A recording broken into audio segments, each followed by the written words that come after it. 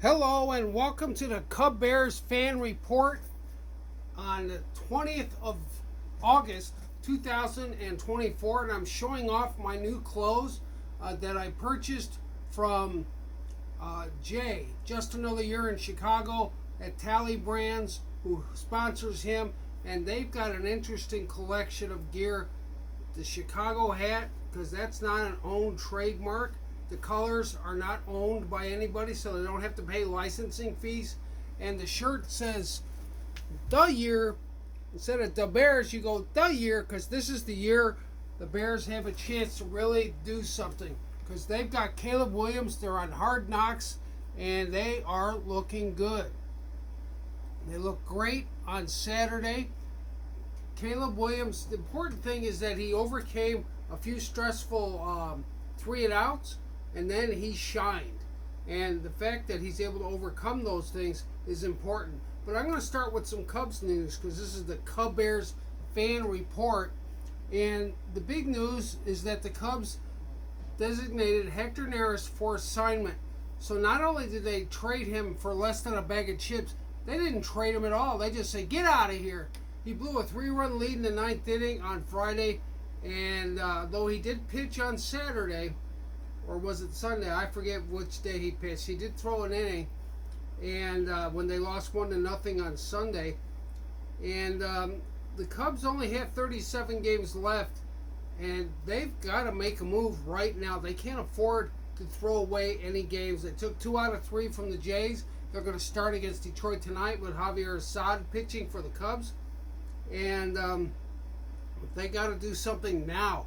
They cannot throw away games. The Cubs brought up Jack Neely, who they obtained for Mark Leiter with the Yankees. And I was looking at his stats. That guy strikes out a lot of guys and doesn't walk too many. He has 76 strikeouts on 3 different teams this year, and in 48 and a third innings. Not a lot of walks. That's what they need, is strikeouts and strikes, not balls.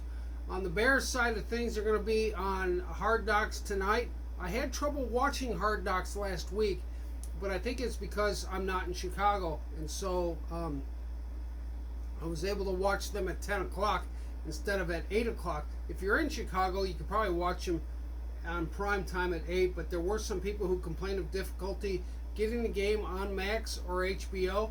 I'm going to watch it tonight. I don't care what it is. If it's 8 o'clock or 10 o'clock, I'm going to watch them and listen to the commentary, and I'm going to watch the Cubs also in silence so that I can hear what's going on with the Bears. I've got games on right now. I'm watching the NFL Network, and I'm watching the Ravens against Atlanta. So I have no idea what happened, but I like watching the former Bears play and not do well, so I don't have any regrets, and that's what's happened. But Kiran Amagaji practiced yesterday, and Ryan Pauls was interviewed by Hogue and Johns, Adam Hogue and Adam Johns. And I thought it was interesting. He even talked about books that he reads. Of course, he hasn't read any books that I've written, so he did read a poker book, though, by Annie Duke. And I'm impressed. I have played poker against her in the World Series of Poker many years ago, back when I used to play a lot.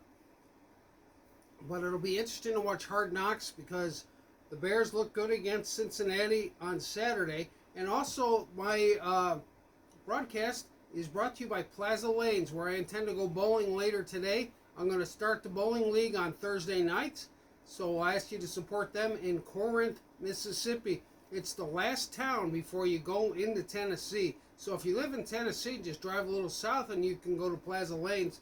They have new pin setters, and it works pretty good. And if you don't like the way they oil the lanes, they will oil them for you while you're there.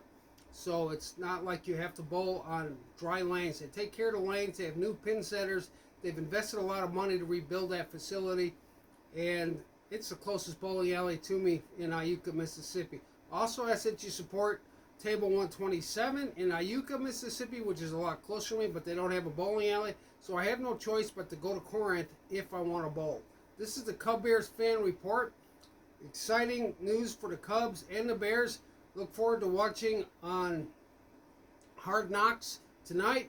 And if they don't come on right at 8 o'clock because you're not in Chicago, don't panic. They will eventually come on. That's what happened last week.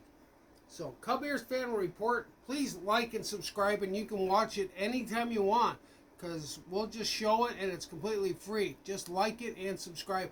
And thank you to my friend Brody. Now I forgot his name. Just Another Year in Chicago. They sponsored Tally Brands, and they got it shipped to me because I'm having trouble getting my business card shipped to me because it's very confusing where I live out here in the boondocks of Mississippi. But they were able to ship this, and I put it on. I've been wearing it. I slept in it. I'm all excited about the year and Chicago, and it's nice because it's a hat, so you don't get to see my bald head, and it shows that I'm aligned with Chicago and Chicago sports, at least the Cubs and the Bears. Cub Bear Fan Report. This is your Cub Bear Fan Reporter, Mark Bertman. Thank you for watching. Please like and subscribe.